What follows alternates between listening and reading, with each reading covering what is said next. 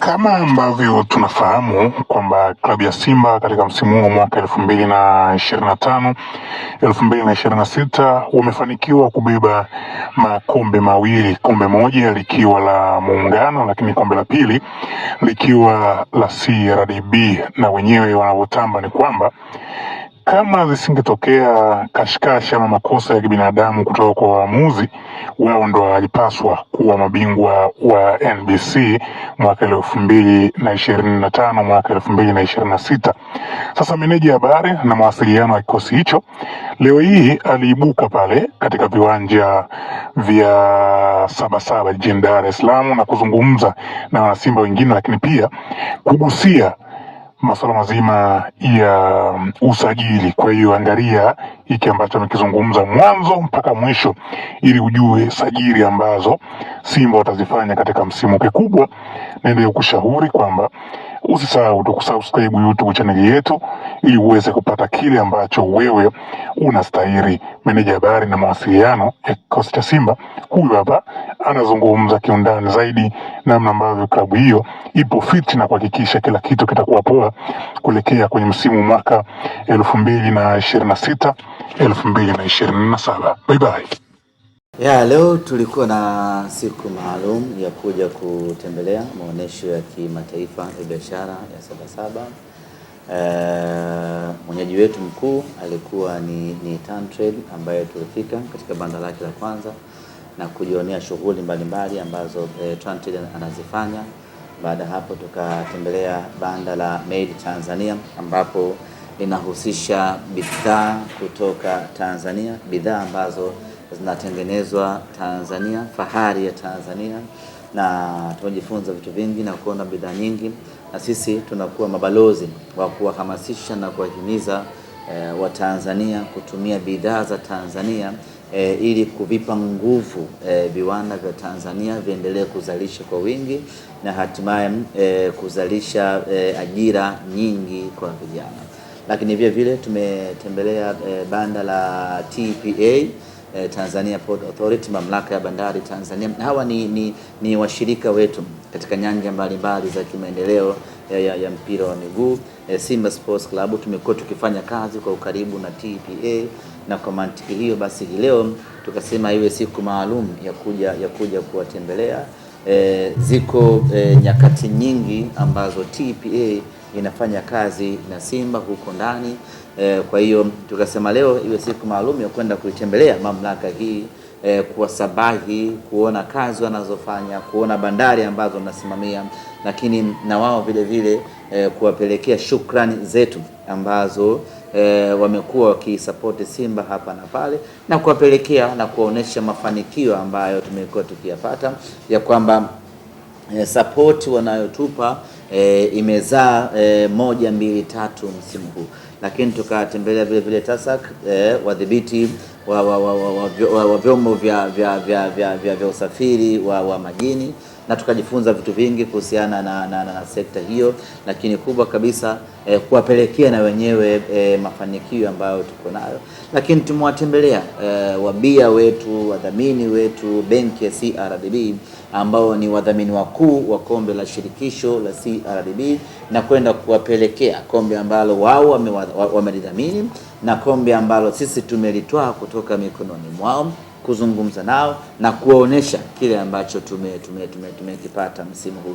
Kwa hiyo imekuwa ni ziara ya kutembelea katika mabanda hayo, lakini kupita katika mitaa ya Sabasaba, kusalimiana na Watanzania, kusalimiana na wafanyabiashara ambao wanafanya biashara zao hapa, kupiga picha na Watanzania ambao wamekuja kufanya manunuzi hapa na kufurahia wao kuwa Simba Sports Club.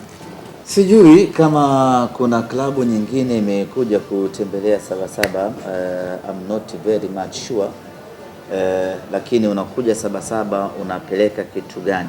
Hii ni sehemu ya maonesho, unakuja kuonesha bidhaa. Sasa una bidhaa gani ya kuja kuonesha Sabasaba? Una kitu gani cha kuja kuonesha wafanyabiashara, ama una kitu gani cha kuja kuonesha Watanzania wanaoingia hapa Sabasaba? Kwa hiyo hilo ndio jambo la msingi. Simba tunavyo vitu vya kuja kuwaonesha wafanyabiashara wa Sabasaba na kuwaonesha Watanzania ambao wanaingia Sabasaba. Na kumbuka humu unaingia kwa kulipia. Kwa hiyo mtu aweze akalipia alafu asione kitu kilichokuwa bora. Mtu analipia kuingia humu alafu anakutana na mataji ya Simba Sports, anapata faraja na anaona thamani ya fedha ambayo amelipia.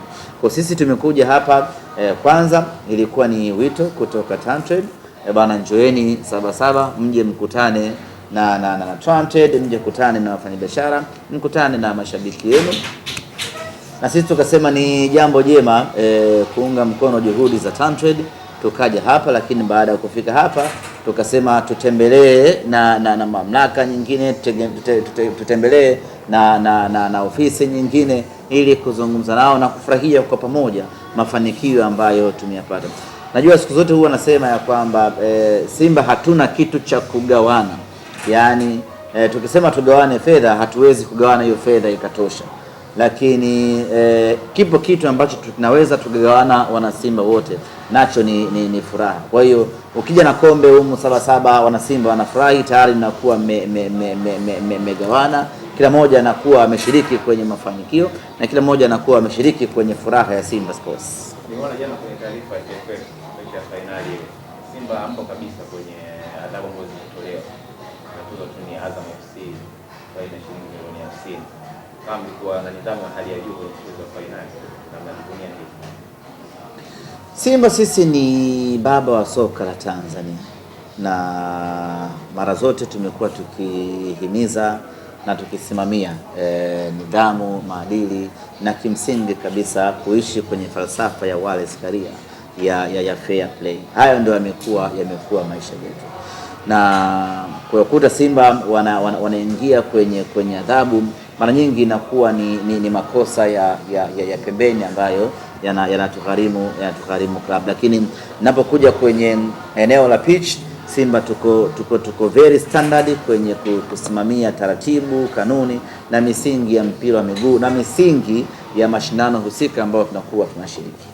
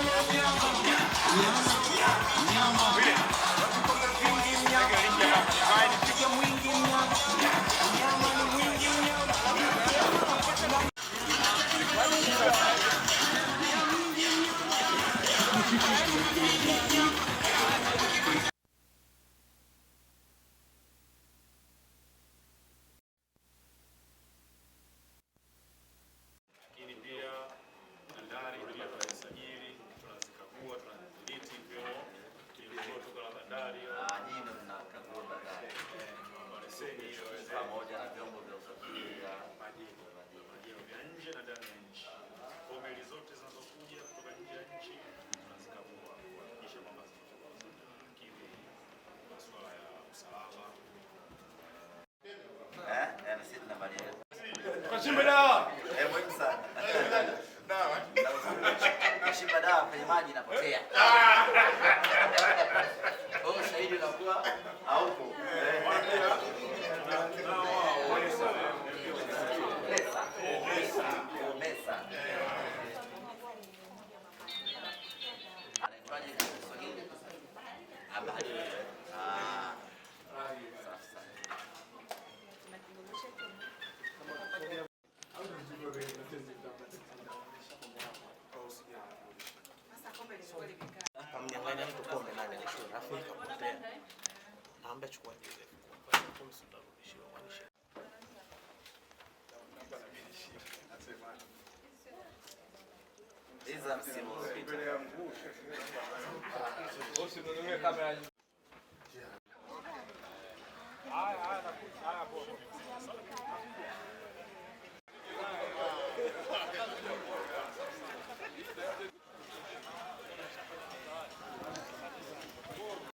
Tayari.